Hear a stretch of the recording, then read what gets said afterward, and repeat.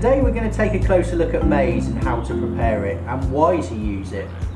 I think maize is a fantastic alternative to sweet corn. I think nowadays a lot of people do use sweet corn, and maize has probably been sort of long forgotten almost. It gets used a hell of a lot out on the continent, more so over in France, and I think people tend to associate it with going abroad and fishing, but it is a very good carp catching bait, so I don't see why more people shouldn't use it in this country. I think one of the advantages of it is that A, the carp really like to eat it, but secondly it's really easy to prepare and very, very cheap. In fact, it's probably a cheaper alternative than using sweet corn. Similar sort of thing. I think people get put off by cooking it, but I'm going to show you just exactly how easy it is to prepare, and also the advantage of it is you can customise it to make it extra special, give it a little added edge to make it even more attractive to the carp. I'm going to take a closer look at the maize. This is it in its dry form. So when you buy unprepared maize, it's all shriveled up and really, really hard. So it's absolutely rock solid, you can crush it.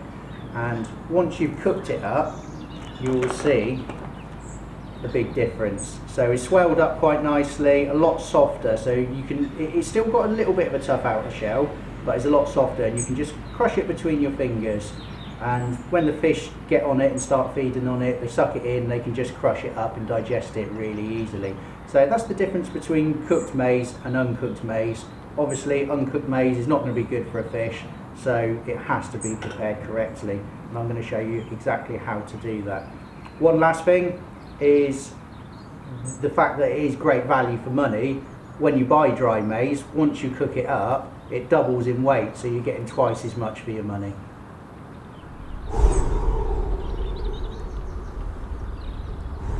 Step 1, soak in your maize. So once you've got your big bag of maize, you then need some sort of measure basically to give you your ratio between maize and water. So I just use a little jug, pour in the maize. You can hear it dropping in then. It's all hard because it's not cooked or anything, so dry maize, and pour it into a big saucepan for cooking. Next thing is to soak it basically. So I've got a big bucket of water here, and the ratio that you need is 1 part maize to 2 parts water. So I've put 1 scoop of maize in so far, so all I need is 2 scoops of water. Now obviously once you soak maize up, the whole process is it absorbing water to make it softer. So I'm going to put my second scoop in, and the next part is just to do nothing. Leave it for 24 hours, the maize will start to soak up all the water through, and then we're ready for stage 2.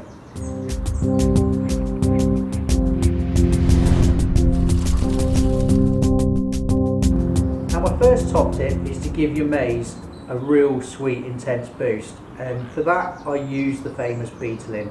Now everyone knows this is a really, really sweet product which gives any particles a boost, but what I'm going to do with this is we're at the soaking stage at the moment, so I've just put the maize into the bucket with the water and I'm going to add it. Now I recommend a ratio of about 3 to 5 ml of Betalin per dry kilo of maize. So I've put about 1 kilo in, so I'm going to use 5 ml. Roughly that equates to a capful. So get a capful of Betalin, in it goes into the mix. I'm going to give it a quick stir around, and we will cook it tomorrow, and all of that Betalin will soak into the bait and just give it a nice sweet taste.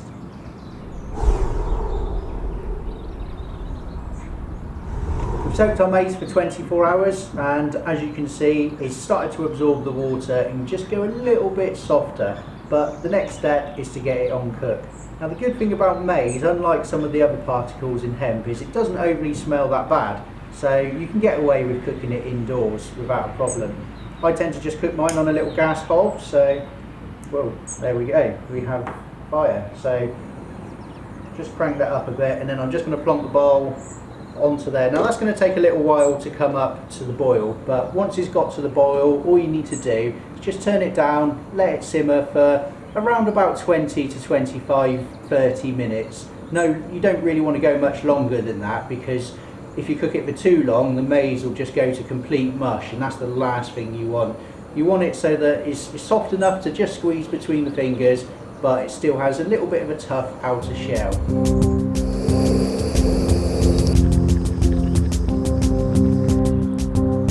Step 3. Now, it took a while to get this to the boil, but I've allowed it to simmer for 30 minutes now and is absolutely spot on. So I'm just going to turn it off, and I hope I don't burn a hole in the bottom of the table, but I'm going to just plonk it down there and just let it cool down basically.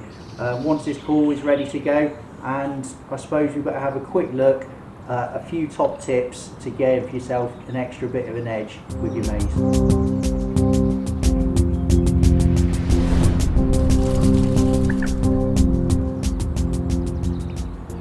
Top tip number 2. Now I'm going to look through and prepare some hook baits for my maize fishing.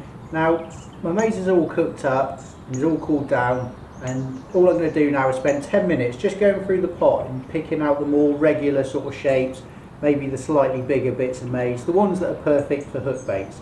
Once I've gone through and picked quite a few, just sort of dampen it or dry them off on the towel, take all the moisture, sort of excess moisture away from them, and then just drop them into a little hook bait pot, just like so. So I've probably picked out about 100 baits here, which is going to be my hook baits for probably the next 12 months, to be honest. So I've taken all the moisture off of them, and now obviously I'm going to give them a big boost in Betalin. Now for hook baits, you always want your hook bait to be the most attractive item in the swim, which is why I use the Betalin.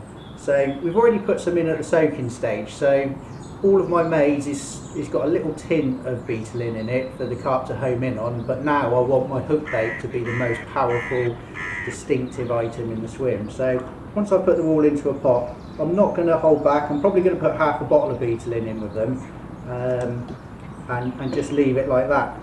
So basically this acts as twofold. One, the maize is going to soak up all the Betalin, and then it's going to leak it off once you cast it out into the lake, and that is going to be the most attractive item in the swim, and the carp are going to home in on your hook bait. And secondly, the Betalin acts as a preservative, so once all your maize is soaking in it, it's not going to go off, it's not going to go mouldy. Just keep your hook bait in a cool, sort of dry environment, and they're going to last you forever.